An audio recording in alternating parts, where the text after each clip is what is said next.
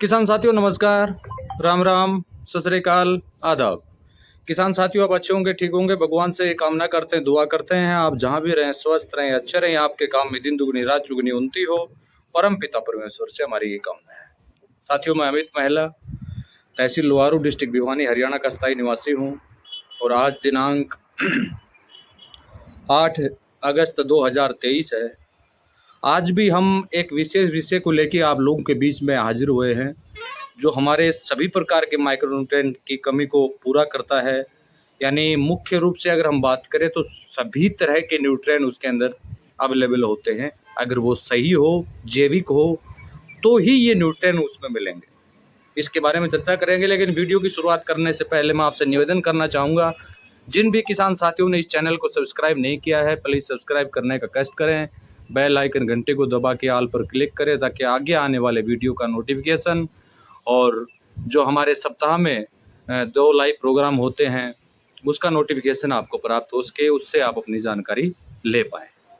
तो ये मेरा आपसे परम निवेदन है कि आप ये काम अवश्य करें, क्योंकि काफ़ी साथी जो हैं वो इससे चूक जाते हैं वीडियो से, और उसका यही रीज़न है कि उनके पास उन्होंने सब्सक्राइब तो कर लिया लेकिन बेल आइकन घंटी को ना दबाने की वजह से कोई नोटिफिकेशन उनको वीडियो का नहीं मिलता है। तो आप किसी भी चैनल को देखते हो, ये मैं मेरी बात नहीं कर रहा हूँ, जो भी जिस चैनल के वीडियो आपको अच्छे लगते हैं उस चैनल को सब्सक्राइब कीजिए, बेल आइकन घंटे को दबाइए और ऑल पर आप क्लिक कीजिए।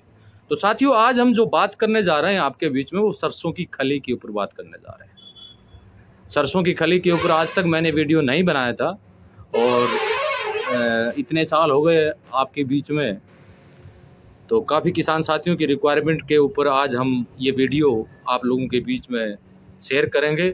इसको कैसे बनाना है, इसके अंदर क्या क्या माइक्रोन्यूट्रिएंट होता है, इसको कैसे यूज करना है, हर विषय पर विस्तार से आपसे बातचीत की जाएगी। पहले मैं आपको एक चीज़ दिखाना चाहूँगा, जो जैविक होता है ना, जैविक वो रियल में जैविक ही होता है। जो ओरिजिनल नेचुरल जो चीज़ होती है वो नेचुरल ही रहेगी। अब सरसों की खली आपने पता नहीं कितनी जगह से खरीदा होगा। अब सरसों की खली ये देखिए आप, ये देखिए, बिल्कुल नजदीक से देख लो आप, दिखाई दे रही है सरसों की खली आपको? कितना ब्लैक कलर है, दिखाई दे रहा है ना आपको? अगर आप बाजार से ये सरसों की खली जो तेल मिल लगी हुई ना वहां से लाएंगे तो इसका कलर ब्लैक नहीं मिलेगा, इसका हल्का पीला कलर आपको मिलेगा। ये घर का नेचुरल, क्योंकि मेरे पास सरसों होती है, मैं सारी सरसों का तेल निकलवाता हूँ और खली निकलवाता हूँ। खली का उपयोग हम हमारे पशुओं पर भी करते हैं और माइक्रोन्यूट्रिएंट के तौर पर खेत में भी करते हैं। ये फर्क है।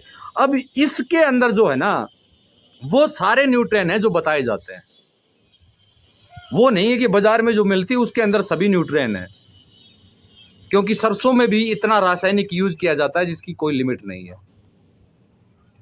आपको पता है जैविक नेचुरल चीज नेचुरल रहनी है हमेशा, चाहे कभी भी आप देख लो, किसी भी क्षेत्र में आप देख लो, चाहे वेजिटेबल की बात कर लो, अनाज की बात कर लो। तो आज हम सरसों की खली में बात करें। सरसों की खली की पहले भूमिका के ऊपर मैं बात कर लेता हूँ। सरसों यानी मर्सड की खली, केक भी वो आप इसको बोल सकते हैं।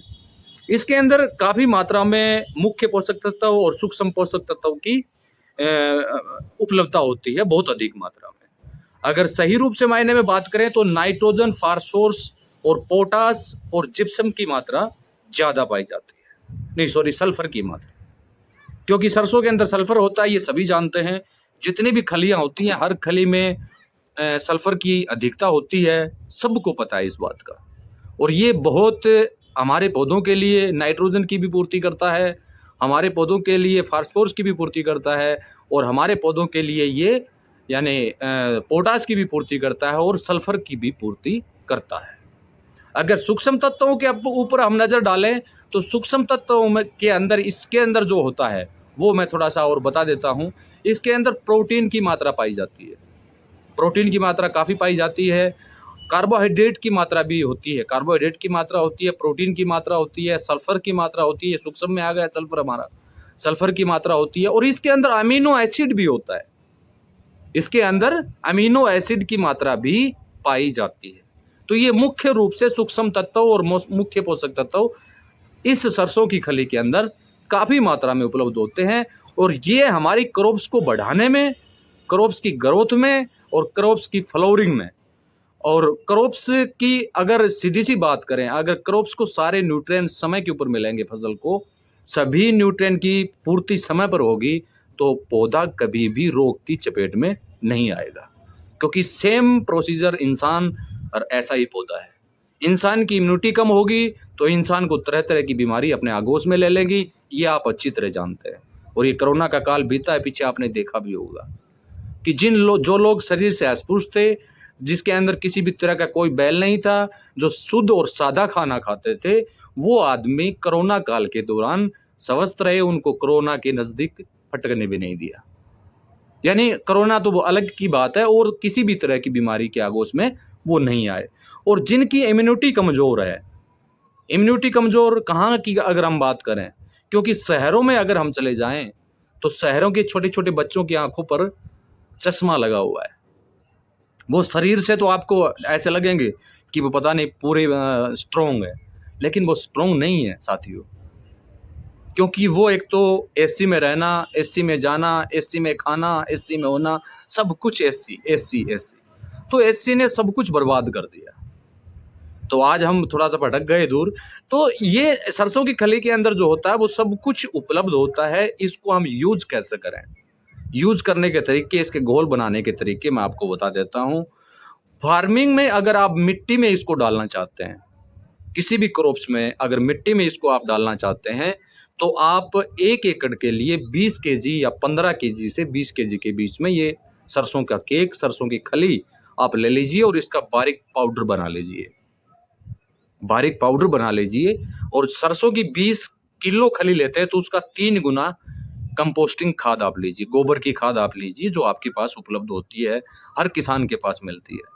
गोबर की नहीं है तो पत्तियों की खाद होगी, पत्तियों की नहीं है तो अन्य कोई आपने जैविक तरीके से कंपोस्टिंग खाद तैयार कर रखी होगी, उसकी 3 गुना खाद आप लीजिए, उसमें सरसों की खली को मिलाइए और प्रति 1 एकड़ में सिंचाई करने से पहले छिड़काव करवा दीजिए। ध्यान इस बात का रखना है कि ज़्यादा धूप के समय में इसको छिड़काव ना कराइए। जिस समय धूप शाम का समय हो और उस समय सिंचाई आप करनी हो, तो उसी समय अगर इसका उपयोग आप करवाएँगे तो सबसे बेस्ट होगा। भूमि को सभी प्रकार के न्यूट्रिएंट देगा, आपके ऑर्गेनिक कार्बन को बढ़ाने में भी आपकी पूरी सहायता करेगा।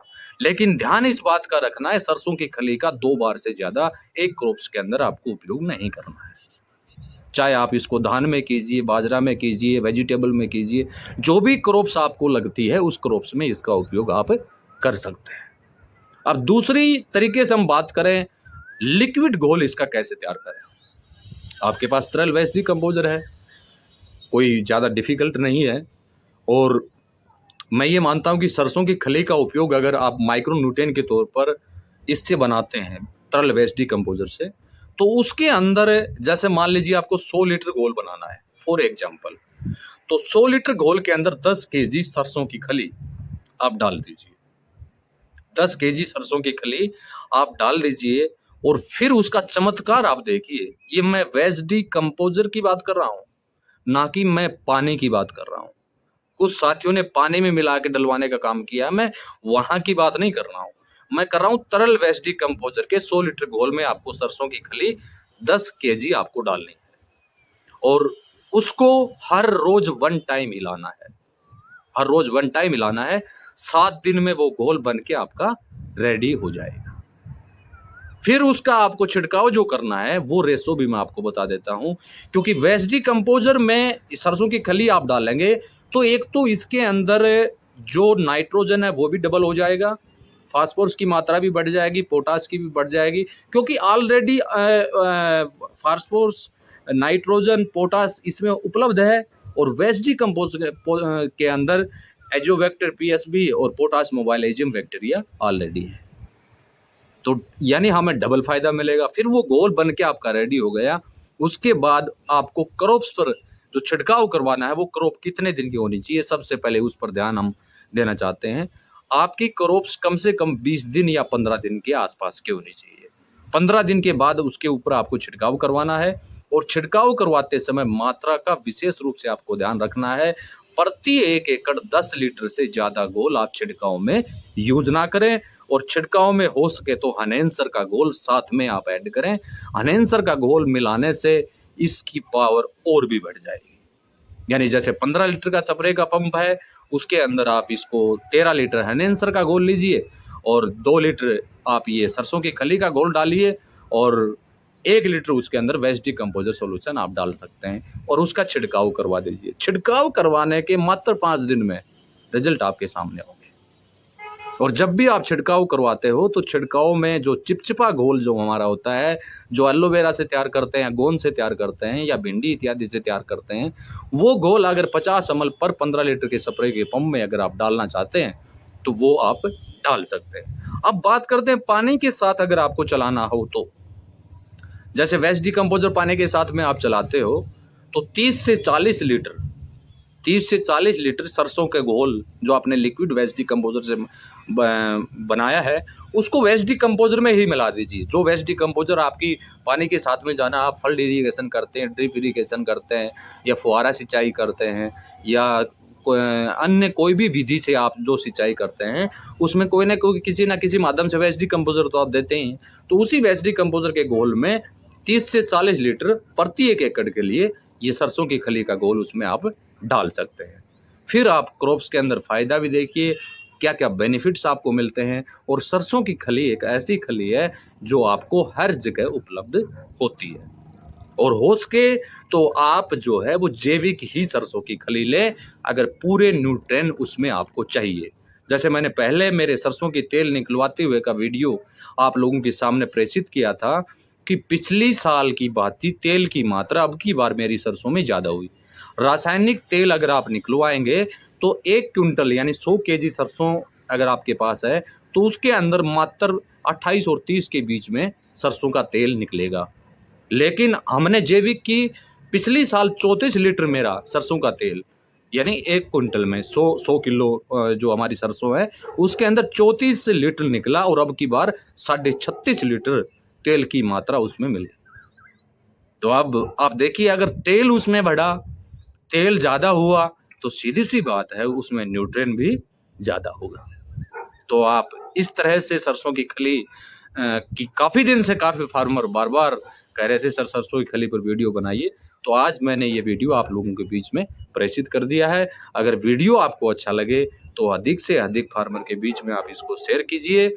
और मैं फिर पुण्य निवेदन करूंगा, जिन मेरे प्रिय किसान साथियों ने इस चैनल को सब्सक्राइब नहीं किया है प्लीज़ सब्सक्राइब कीजिए और बेल आइकन घंटे को दबा के ऑल पर क्लिक कीजिए ताकि आगे आने वाले वीडियो की आपको जानकारी मिल सके, जानकारी प्राप्त हो सके। इसी के साथ मेरी तरफ से आपको नमस्कार। जय हिंद, जय भारत।